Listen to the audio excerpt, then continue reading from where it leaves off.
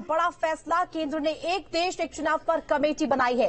पूर्व राष्ट्रपति रामनाथ कोविंद कमेटी के अध्यक्ष होंगे और साथ ही साथ कानूनी पहलुओं पर गौर करेगी गठित कमेटी। इस वक्त की बड़ी खबर, कानूनी पहलुओं पर खासा ख्याल रखा जाएगा और इस वक्त ये बड़ी खबर निकलकर सामने आई है दिल्ली से।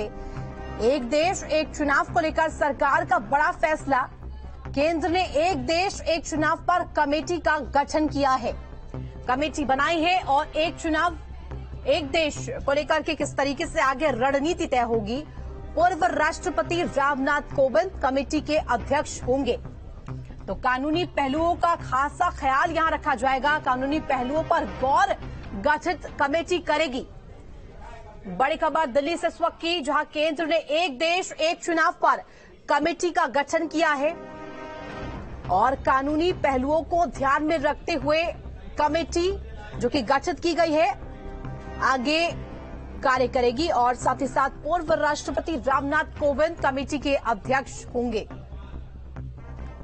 एक देश एक चुनाव को लेकर सरकार का बड़ा फैसला सामने आया है, कानूनी पहलुओं को ख्याल में रखते हुए, ध्यान में रखते हुए कमेटी का गठन हुआ है और कमेटी आगे बढ़ेगी इसमें आगे की रणनीति पर। एक देश एक चुनाव को लेकर के सरकार का बड़ा फैसला, केंद्र ने एक देश एक चुनाव पर कमेटी बनाई है। पूर्व राष्ट्रपति रामनाथ कोविंद कमेटी के अध्यक्ष होंगे। बड़ी खबर बता रहे, केंद्र ने एक देश एक चुनाव पर किस तरीके से अब कमेटी का गठन किया है, क्या कुछ पहलू उसमें शामिल किए गए हैं, सभी की निगाहें इस पर है। दिल्ली से इस वक्त की बड़ी खबर निकल कर आई है, जहां कानूनी पहलुओं को ध्यान में रखते हुए, गौर में रखते हुए अब कमेटी आगे कार्य करती हुई नजर आएगी। केंद्र ने एक देश एक चुनाव पर कमेटी का गठन किया है। पूर्व राष्ट्रपति रामनाथ कोविंद कमेटी के अध्यक्ष होंगे। तो खबर पर जानकारी के लिए विकास हमारे साथ जुड़ गए। विकास, देखिए दिल्ली से ये बड़ी खबर निकल कर आई है, जहां तमाम कानूनी पहलुओं को ध्यान में रखा जाएगा और इन कानूनी पहलुओं को ध्यान में रख के ही जो टीम गठित की गई है आगे की कार्रवाई करेगी। ऐसे में क्या ताजा अपडेट है, क्या रणनीति है?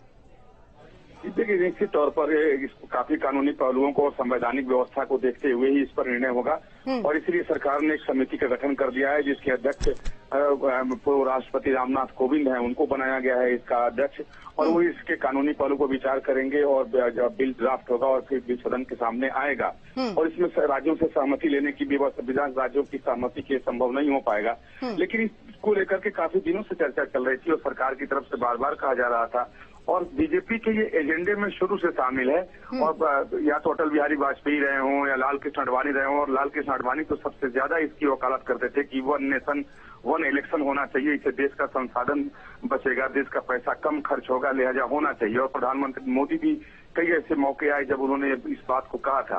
अब जो अचानक एक विशेष सत्र बुलाया गया है और उसके पहले इसकी घोषणा की गई है, तो इससे साफ जाहिर होता है कि सरकार इसकी तैयारी कर चुकी है और सरकार इसी सत्र में इसको लाने वाली है। तभी रामनाथ कोविंद की अध्यक्षता में समिति का गठन किया गया है ताकि ये इसके ऊपर विचार कर सके कि इसका जो कानूनी स्वरूप हो वो कैसे हो और किस ढंग से हो। हालांकि इस समिति में कितने सदस्य हैं, कितने कितने सदस्य बनाया गया है, कब तक समिति अपना काम पूरा करके रिपोर्ट सौंप देगी, अभी इसकी जानकारी नहीं आएंगे, क्योंकि थोड़ी देर पहले ही ये जानकारी आई है कि रामनाथ कोविंद को अध्यक्ष बनाया गया है। तो उम्मीद करते हैं कि थोड़ी देर बाद तक पूरी जानकारी आ जाएगी, लेकिन सरकार का ये बड़ा फैसला है और एक बोल्ड फैसला इसे कह सकते हैं वन नेशन वन इलेक्शन का। बिल्कुल विकास, और जिस तरीके से आप जानकारी दे रहे हैं, पूर्व राष्ट्रपति रामनाथ कोविंद इसके अध्यक्ष होंगे।